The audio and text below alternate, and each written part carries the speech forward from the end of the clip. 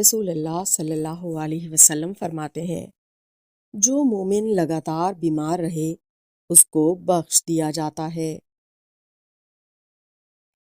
دو بیماریاں، تکبر اور حسد، جنہوں نے پہلے اور بعد والوں کو ہلاک کیا، یہ وہ بڑے گناہ ہیں جو اللہ پاک کی نافرمانی میں کیے گئے۔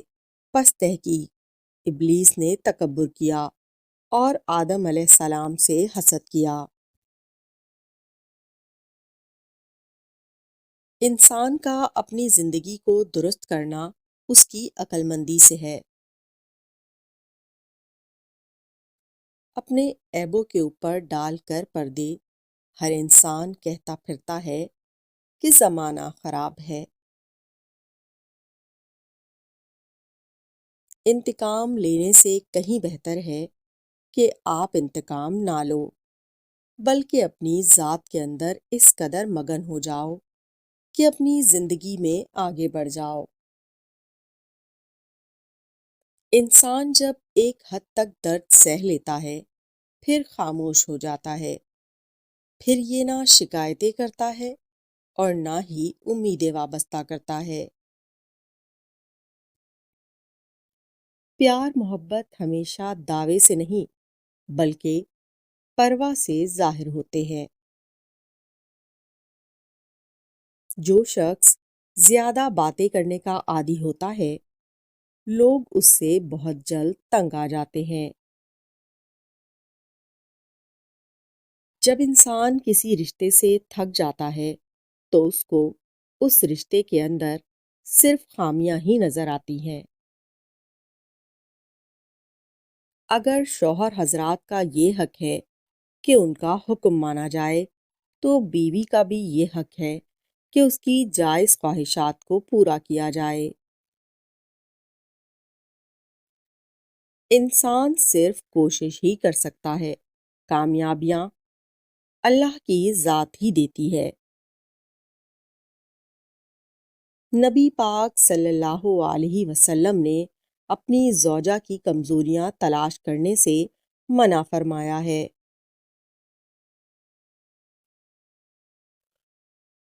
خود سے جڑے لوگوں کی قدر کرو، ان کو کچھ وقت دو، عزت دو، توجہ دو، اس سے پہلے کہ تم ان کو کھو دو۔ دانا انسان تب تک کوئی بات منہ سے نہیں نکالتا جب تک سب خاموش نہ ہو جائیں۔ رب کریم وہاں سے دروازے کھولتا ہے جہاں سے گمان بھی نہیں ہوتا۔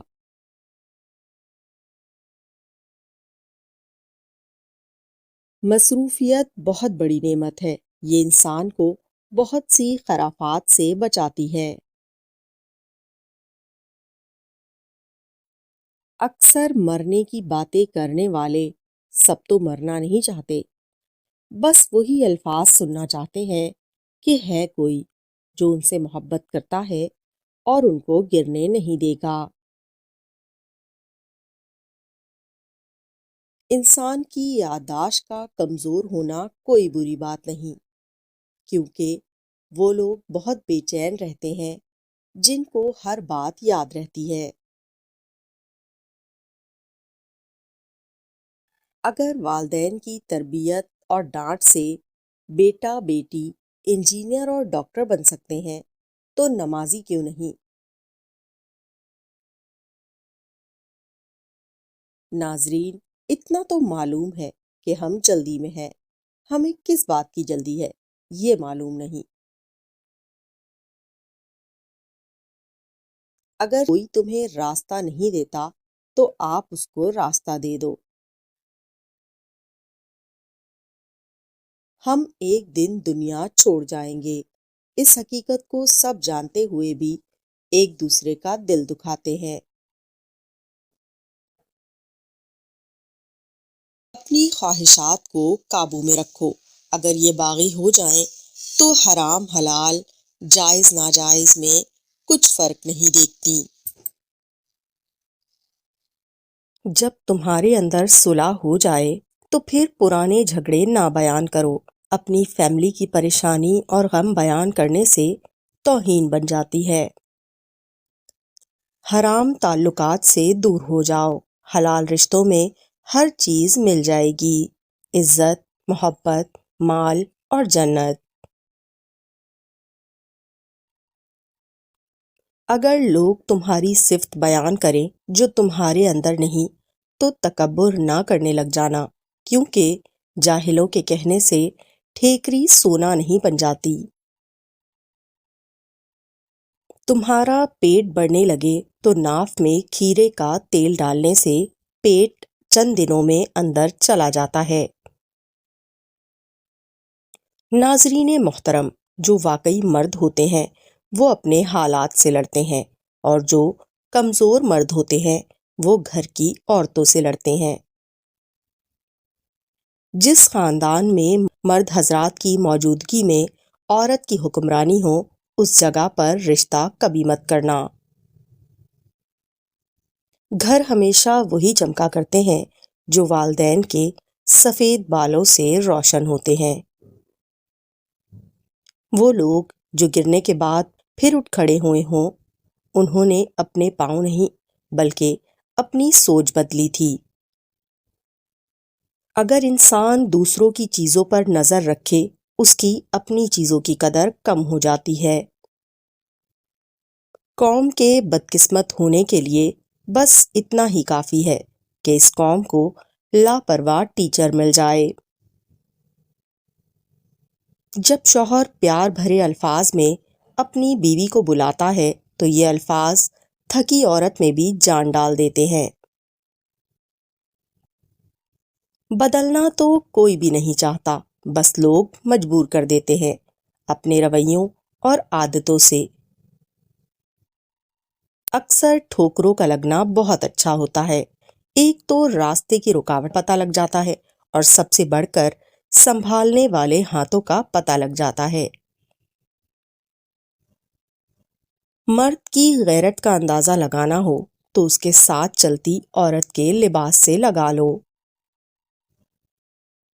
تمام انسان آدم علیہ السلام کی اولاد ہیں، مگر ہر انسان اپنے اعمال کی وجہ سے کوئی ادنا کوئی اعلیٰ بن جاتا ہے۔ فاصلوں سے کچھ فرق نہیں پڑتا اگر رشتوں کی جڑیں مضبوط ہوں۔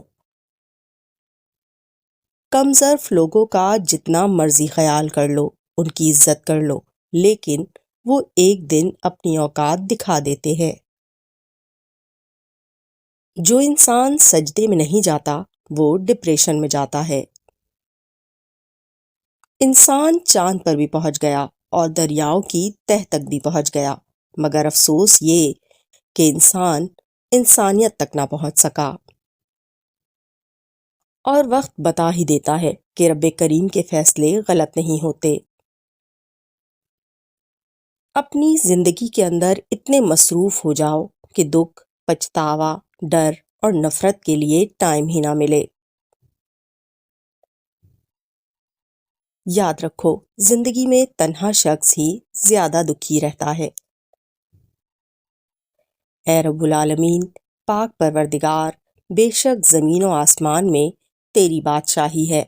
اپنے حبیب کریم صلی اللہ علیہ وسلم کے صدقے ہماری پریشانیاں دور فرما دے، ہمیں آسانیاں عطا فرما دے، ہمارے حال پر رحم و کرم فرما، آمین ثم آمین۔